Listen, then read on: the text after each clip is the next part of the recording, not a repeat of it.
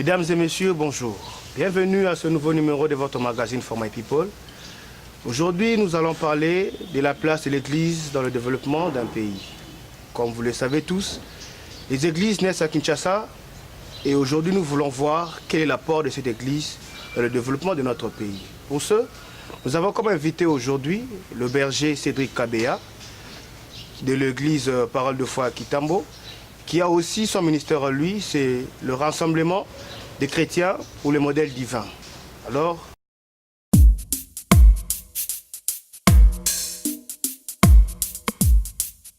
bonjour berger. Bonjour. Comment allez-vous? Ça va. Okay. Parlez-nous un peu de votre ministère, le rassemblement des... Voilà, le ministère que nous conduisons s'appelle le RCMD en sigle, mais en gros c'est le rassemblement des chrétiens pour le modèle divin. C'est une structure que nous voulons apostolique et prophétique. Pourquoi? Parce que dans sa vision, elle se résume en 3 points. Premièrement, gagner des âmes au Seigneur. Deuxièmement, amener ces âmes par l'enseignement à connaître quelle est la vocation du chrétien. C'est-à-dire gagner d'autres âmes, mais aussi influencer ces âmes par leur comportement, premièrement, et deuxièmement par leur prédication, par la bouche, à vivre selon le modèle de Dieu. Ça veut dire avoir un mode de vie, non seulement qui plaît à Dieu, mais qui influence positivement l'environnement, le pays et la nation. Parce que nous sommes de ceux qui pensent que mener une vie conformément à la parole de Dieu a des incidences positives sur l'environnement et sur la société. Et enfin, troisièmement, ce que nous appelons l'évangélisation par l'influence, ça veut dire par notre façon de vivre, notre façon d'être, nous poussons les autres aussi à nous rejoindre dans la même structure. Bon, berger, pour entrer dans le vif de notre sujet, il y a la première question déjà. Par une brève définition claire et concise, c'est quoi l'Église? Il y a 2 types de définitions par rapport à l'Église. Il y a la définition que donne la parole de Dieu elle-même, pour nous, la Bible, et il y a aussi des définitions que donnent ceux qui observent l'Église de l'extérieur, autrement les scientifiques et l'homme. La définition étymologique du mot Église. Pas forcément étymologie, parce que l'étymologie provient de la parole de Dieu. Okay. Je nous rappelle que la Bible a été écrite en 2 langues, ou en 3 langues de base. On a dans l'Ancien Testament l'araméen et l'hébreu, et dans le Nouveau Testament, on a le grec, qui était la langue scientifique à l'époque où le Nouveau Testament était en train, ou même l'histoire que couvrent les évangiles, était en train de se dérouler. Ça veut dire que pour la première fois dans la Bible, le mot ecclésia, église, grec, a été cité dans le livre, l'évangile de Matthieu. Dans Matthieu chapitre 16, Jésus-Christ va dire à Pierre, tu es Pierre et sur ce roc, je bâtirai mon église, mon ecclésia. Le fait qu'il ait dit mon ecclésia suppose qu'il y avait déjà en ce temps-là d'autres ecclésias. Mais en fait, chez les Grecs, c'était quoi une ecclésia? Une ecclésia, c'était tout simplement un rassemblement qui avait 3 natures. Première nature de l'Église chez les Grecs, c'était l'assemblée de tous les notables d'une ville ou d'une cité qui se réunissaient quelque part pour prendre des décisions sur la gestion de la cité. L'Église, simplement, si nous partons d'une définition simple et bref du dictionnaire, Église. Vous savez, il y a des mots qui sont difficiles à définir simplement, mais je peux essayer de réduire. Voilà. Ça veut dire, l'Église aujourd'hui, ce n'est pas le bâtiment. Voilà. L'Église, ce n'est pas la dénomination. Parce que le piège aujourd'hui, c'est que beaucoup de gens parlent de l'Église sans comprendre c'est quoi l'Église. Par rapport à certaines notions, on comprend mieux la notion que lorsqu'on est en dehors de ce cercle-là. Qui peuvent mieux définir l'Église? Ce n'est que les chrétiens membres de l'Église. Alors moi, je dis l'Église, au-delà du bâtiment, c'est un regroupement de personnes qui ont placé leur foi en la personne de Jésus-Christ comme Seigneur et Sauveur de leur âme personnelle, qui croient en sa parole et qui s'efforcent tous les jours de marcher conformément à cette parole. Quel que soit leur regroupement, sous un palmier, sous un édifice excellemment bien construit, ces gens-là représentent l'Église. Maintenant, par souci d'organisation et de représentativité par rapport aux hommes, on va se donner des noms.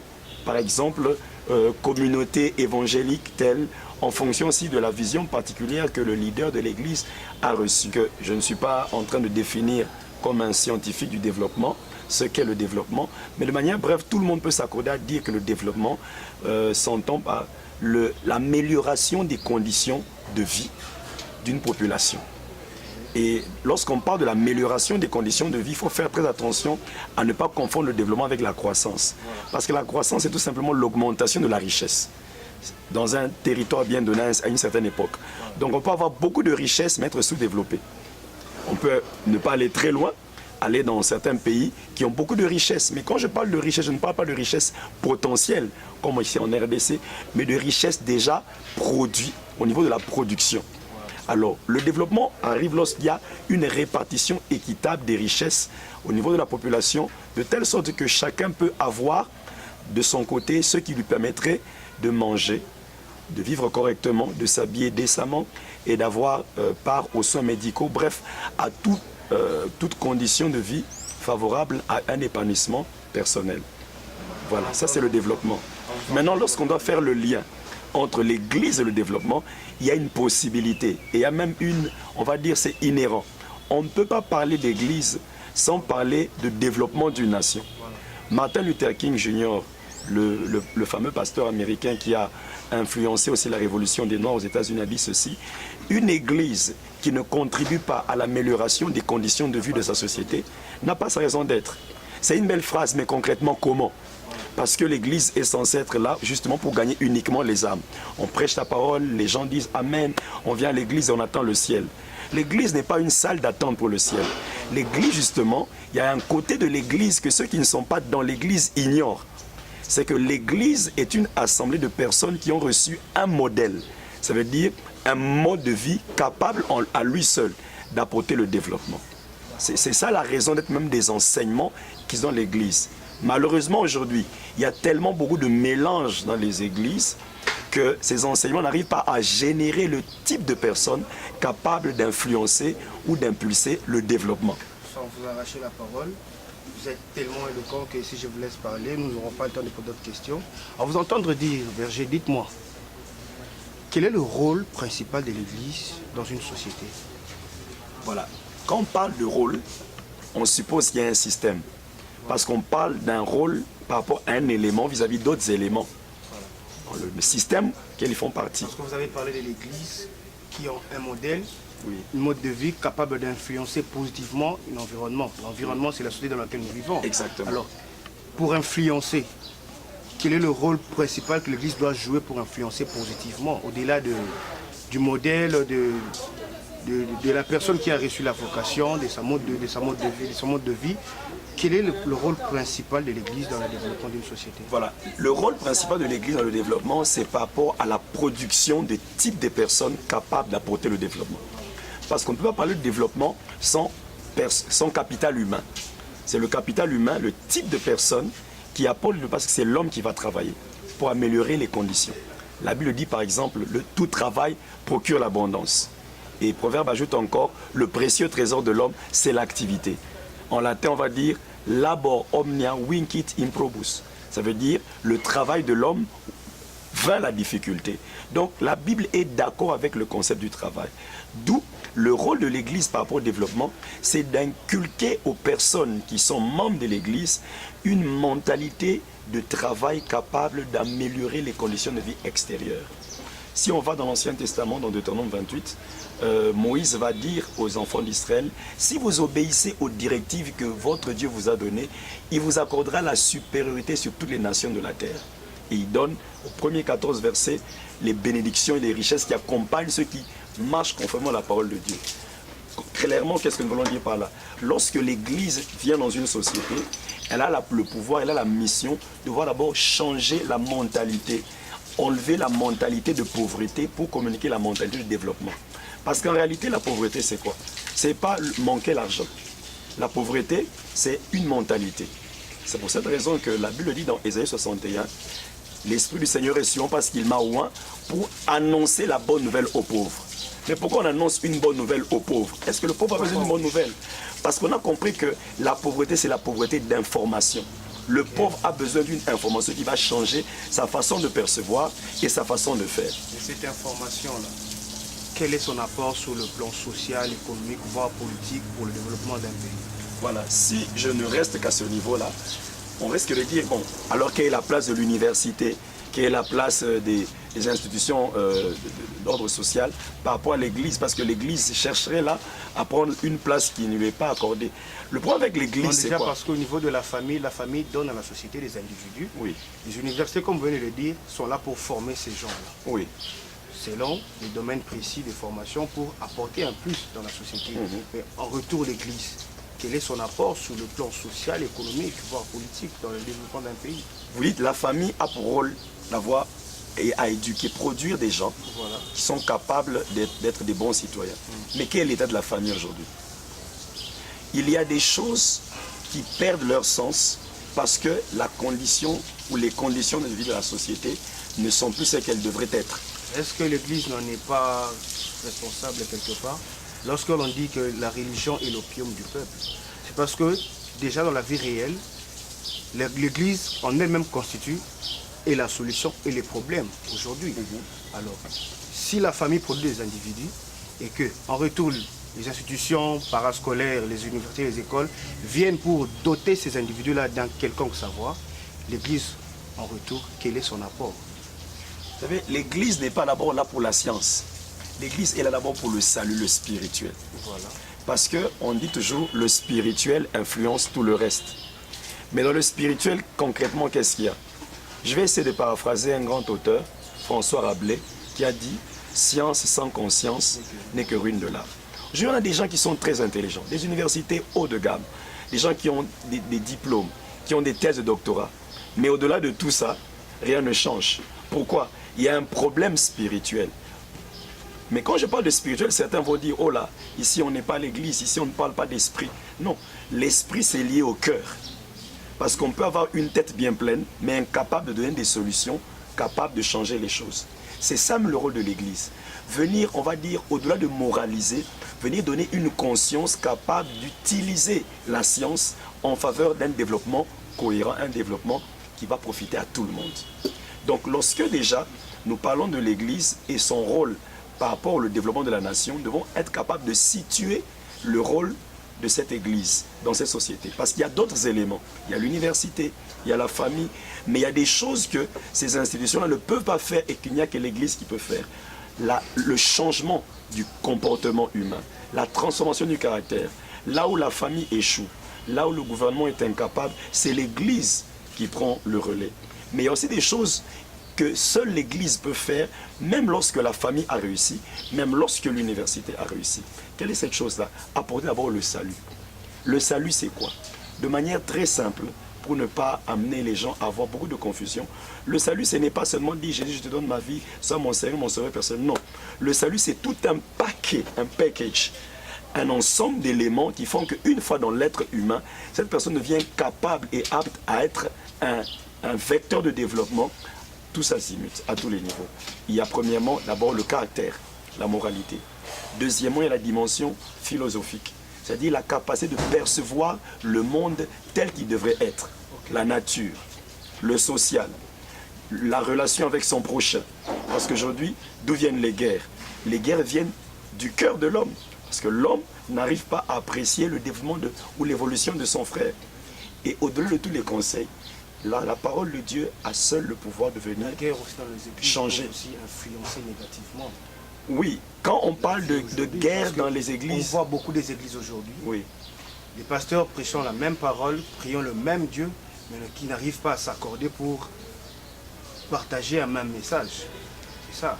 Lorsqu'on dit qu'un tel a beaucoup plus d'options que l'autre, et celui qui a moins d'options se sent un peu diminué. Oui. Alors c'est déjà à leur niveau, lorsqu'ils n'arrivent pas à s'accorder pour se mettre d'accord sur tel point, et que l'ascendance vient maintenant sur la vie sociale de la population.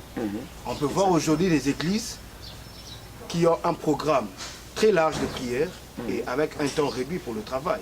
Donc déjà, avec deux horaires différents, il y a déjà une mésentente, il y a déjà une guerre entre les églises déjà. Ce que vous dites, c'est très vrai. Mais le problème, c'est les personnes qui sont appelées. Nous avons un problème aujourd'hui dans les églises. C'est que tout le monde veut prendre la parole et parler. Mais tout le monde n'est pas forcément appelé à enseigner. La Bible dit, vous qui enseignez, ne soyez pas très nombreux parce que vous serez jugés sévèrement. Ça, c'est de 1. De 2, la parole de Dieu, ce n'est pas, j'aimerais insister ici, mon frère, quelque chose que l'on donnerait aux gens qui ont déjà échoué. Il a échoué dans les études. Il n'est pas assez intelligent par rapport à la réflexion. On dit, bon, va au moins finir comme pasteur. J'aimerais vous renseigner sur une chose. La Bible a été proclamée le livre contenant la plus grande prose. C'est quoi la prose? C'est un type de poésie. C'est-à-dire que la Bible n'est pas un livre fait pour les ignorants. C'est un livre fait pour les gens très intelligents. Raison pour laquelle l'apôtre Pierre va dire de l'apôtre Paul, notre frère Paul écrit des choses qui nous dépassent, que ceux qui n'ont pas assez d'intelligence peuvent tordre le sens. Une autre chose, c'est que la parole de Dieu, pour être enseignée, exige une formation assidue et soutenue, avec beaucoup de rigueur. Raison pour laquelle, aujourd'hui, il est important, quand je passe à la télé, de rassurer sur mon origine spirituelle. De qui suis-je fils? Qui est mon père spirituel? À quelle église j'appartiens? Dans quelle doctrine je crois? Bien sûr, la doctrine de Christ, mais quelle est la façon dont j'interprète cette doctrine? Vous voyez, avec tous ces mélanges, ça fait que ceux qui ne sont pas de l'église sont dans la confusion. Parce que pour eux, l'église est une. Mais nous, à l'intérieur, avec tout ce que nous avons comme dénomination, nous tendons à donner l'impression aux gens que nous sommes divisés. Alors qu'en réalité, nous croyons à un même Seigneur. Mais l'interprétation des Écritures que nous présentons, c'est ça qui crée le problème.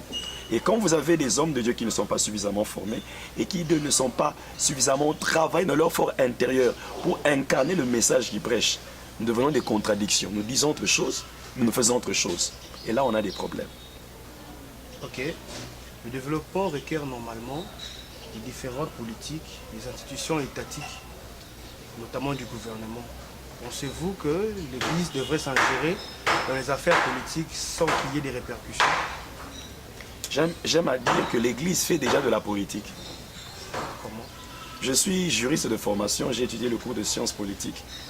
On nous a défini de manière simple la politique comme la gestion de la cité. Ça, c'est la définition la plus simpliste. Et la plus connue. Mais au-delà de tout ça, avec l'évolution, on a eu beaucoup de notions qui sont intervenues dans le terme politique. Il y a la démagogie, il y a tout ce qui fait qu'on est appelé à rechercher l'intérêt général. Ça, c'est de manière générale, mais que derrière, on recherche un intérêt personnel. On va dire la politique. Dans la politique, ce sont les intérêts qui font les alliances. Alors, lorsque je dis que l'Église fait déjà de la politique, parce que l'Église influence le mode de vie de ses membres. Je vais donner un exemple simple. Il y a eu un temps en Corée du Sud où le pasteur Yoon Gi-cho était en train de faire des appels de fonds pour construire son temple. À l'époque, il avait la plus grande église du monde avec environ 1 million de membres. Mais il n'avait pas d'argent. Il devait aller à la banque pour demander un prêt. La banque lui a dit, avec le montant de prêt qu'il exigeait, il était impossible que la banque lui accordait ce prêt-là. Alors il a dit à la banque ceci: ok, comme vous refusez quand je suis église, vous accordez des prêts aux autres entreprises, je vais demander à tous mes membres de retirer leur placement de votre banque. Lorsqu'on a commencé à faire les calculs, on s'est rendu compte que la banque se serait écroulée avec une telle influence. La banque s'est sentie obligée de servir cette église. Pourquoi? Parce que déjà, aujourd'hui, regardez les églises. Il y a des églises de 30 000 personnes. Les églises influencent beaucoup de personnes, plusieurs personnes dans nos cultes. Quelle est la capacité qu'un pasteur a à pouvoir véhiculer une doctrine ou une opinion? C'est déjà fort. Raison pour laquelle, en certains pays, dans certains milieux, on peut utiliser même des hommes de Dieu, des hommes d'église, pour véhiculer des pensées politiques. Parce qu'on chercherait à attirer une portion de la population vers une opinion politique.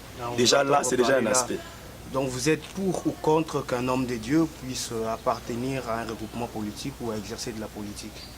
Personnellement, je pense que la mission essentielle d'un homme de Dieu, c'est de prêcher, enseigner, bâtir l'église. Mais maintenant, il faudrait comprendre qu'il n'y a pas des vocations, il y a des vocations qui sont particulières. On peut être tous pasteurs, tous hommes de Dieu, mais n'ayant pas la même vocation.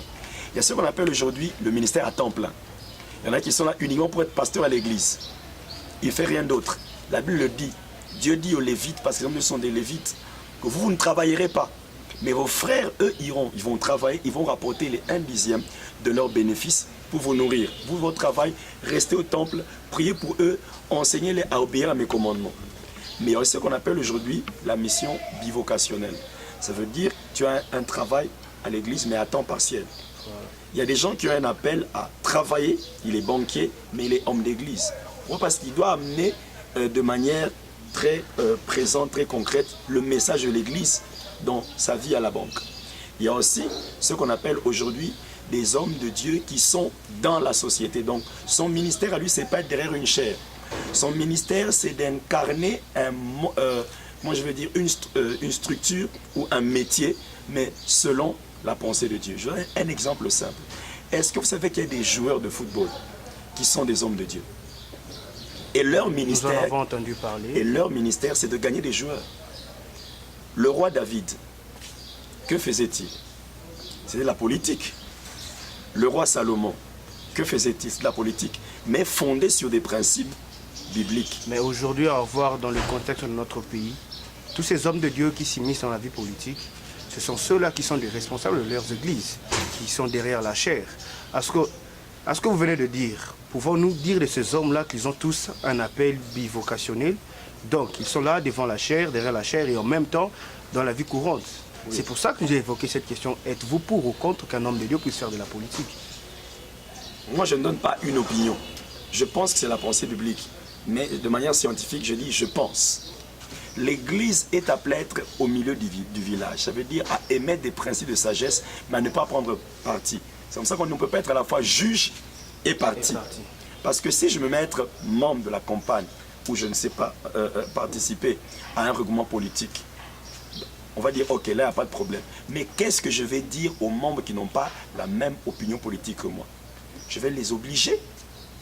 Ou bien qu'est-ce que je vais leur dire lorsqu'ils me diront en tout cas on trouve que tu es perdu, non, on se retire. C'est pour cette raison qu'il est nécessaire pour ceux qui pensent en tant qu'homme de Dieu, voire participer aux institutions politiques, de renseigner, d'être très prudent. Moi je pense que, comme je l'ai dit au début, on peut faire la politique. L'Église fait de la politique, mais autrement. Moi j'ai défini deux façons de faire la politique. La façon directe et la façon indirecte. Toute église fait de la politique indirectement, parce qu'on influence des personnes, okay. On communique des opinions. Voilà. Mais la façon de la faire directement, c'est lorsqu'on participe aux institutions. Et là, il faut être très prudent. Un homme de Dieu doit d'être sûr qu'il a reçu un appel particulier pour faire la politique. Parce que vous l'avez souligné, lorsque David devait laisser les brebis et aller donner la nourriture à ses frères, la Bible dit qu'il a pris soin de laisser les brebis entre les mains de quelqu'un d'autre. Comment peut être un homme de Dieu? On quitte l'église qu'on a appelé à gérer pour traîner ou travailler dans une institution politique et ne pas se rendre compte que là-bas c'est organisé. Nous mettons une pause pour suivre notre rubrique découverte.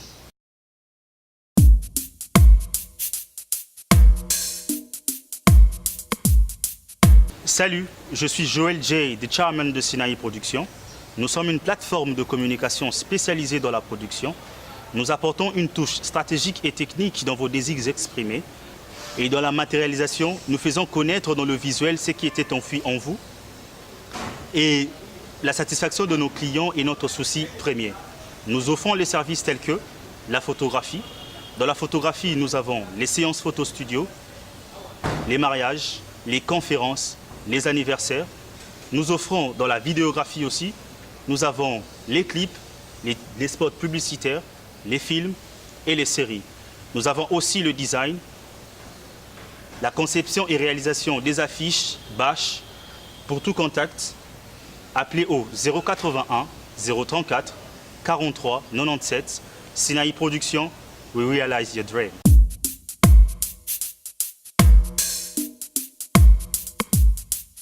Nous revenons à vous, berger. Nous courons déjà derrière le temps, il ne nous reste plus que 5 minutes. Dites-moi, si bien qu'il y aurait un lien entre l'Église et le développement, que pouvez-vous nous dire aujourd'hui de l'état, de la qualité de l'Église du Congo aujourd'hui?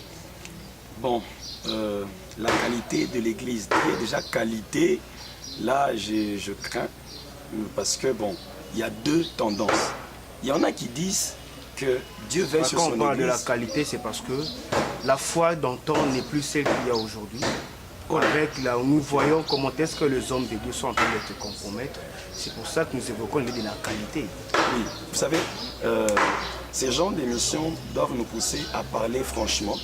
Et c'est une très bonne chose. C'est pour ça que le mot qualité m'a vraiment interpellé. Parce qu'il y a lieu de parler de la qualité aujourd'hui. Parce que la qualité d'une semence se voit par rapport aux fruits qu'il en émergente. C'est-à-dire si on estime que l'Église a la possibilité d'impulser un développement correct, tel qu'il doit être, et qu'il n'y en a pas aujourd'hui, ça veut dire que quelque part l'Église doit se remettre en cause. L'état de l'Église aujourd'hui au Congo, c'est compliqué. Pourquoi je dis c'est compliqué? On n'a pas besoin d'avoir une unanimité sur l'évolution correcte des choses. Mais on peut observer au regard de la parole de Dieu si nous évoluons bien ou pas. Mais c'est prophétique aussi. Premièrement, la Bible déclare que dans les derniers temps, nous sommes dans les derniers temps, il y aura beaucoup de faux docteurs, il y aura beaucoup de faux prophètes. Kinshasa est à la page par rapport à ça au Congo. Il y a beaucoup de faux docteurs et beaucoup de faux prophètes. Et au-delà de tout cela, nous voyons une prolifération d'églises. C'est normal, nous sommes dans les temps de la fin, ça a été prédit. Mais qu'est-ce que nous pouvons tirer comme conclusion aujourd'hui? La Bible dit, dans les derniers temps, lorsque vous verrez ces choses, soyez vigilants. Ça veut dire que soyez vigilants. Attachez-vous davantage à la parole de Dieu. Vaquez à la prière, parce que le Fils de l'homme reviendra comme un voleur.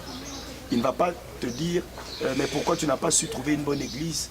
Pourquoi tu n'as pas su être correct dans ta façon de faire? Il va te dire, j'ai mis tout à ta disposition pour que tu mènes une vie correcte.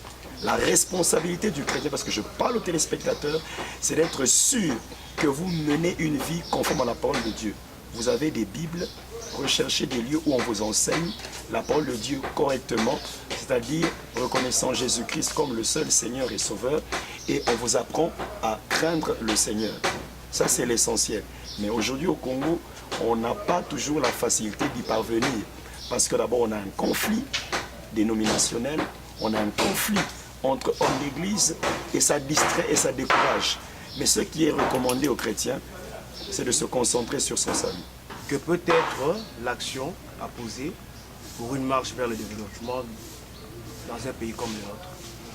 Par rapport à l'église ou de manière générale? De manière générale, en fonction de l'église aussi, l'action que l'église doit mener vers une marche pour le développement dans un pays comme le nôtre. C'est la dernière question avant de clôturer notre... En finance publique, il y a ce qu'on appelle des dépenses à fonds perdus. Par exemple, dépenser dans le budget pour la santé. Les gens sont en bonne santé, mais on ne voit pas ça sur l'impact développement immédiatement. Ça va prendre du temps. Je crois que le grand travail à faire, aujourd'hui, on pourrait prendre ça comme une dépense à fonds perdus budgétairement parlant. Investir sur l'homme congolais. Il faut voir comment les Congolais réfléchissent. C'est regrettable. Entrez dans un taxi, faites une semaine, ou quand vous entrez, vous vous taisez. Vous sentez que le Congolais, plus dans les émotions, il réfléchit peu. Aujourd'hui, le Congolais, tout ce qu'il trouve sur Internet, c'est la vérité. Et pourtant, on doit avoir une vision différente. Qu'est-ce que le Congolais dit lui-même sur la RDC? Quand on veut parler du mal, on dit Congolais. Alors qu'est-ce qu'il faut faire? La Bible dit qu'il faudrait renouveler l'intelligence. Et la Bible enseigne que le renouvellement intérieur amène une transformation extérieure. Donc, il faut d'abord que dans les églises, on fasse un effort par rapport aux enseignements. Aujourd'hui, même dans les églises, les gens aiment plus les prières que les enseignements. Et même quand on enseigne, qu'est-ce qu'on enseigne? Vous voyez, on a l'impression, comme vous dites, qu'on est en train d'endormir les gens. À se procurer plus des liens, des problèmes, des combats, c'est bien.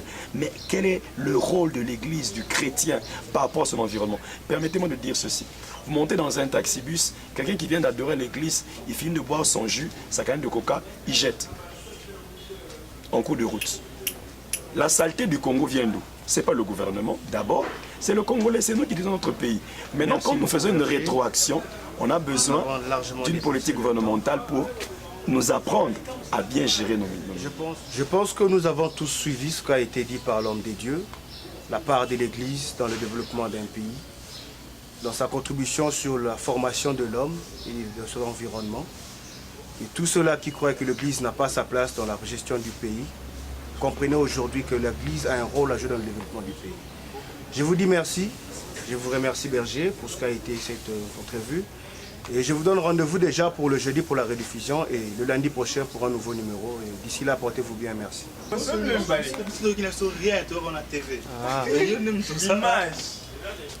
que tu comprends un peu? L'église a une place importante dans le développement, comme ce qu'a été dit.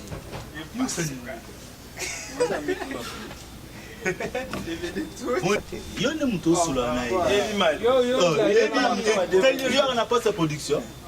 Ah, yo conversation ya moyo. Biso de tola na on a TV, so yo faut expliquer biso résumé ya makambo solo lia. Ça va. Ata parti à Lingaloa o ezate.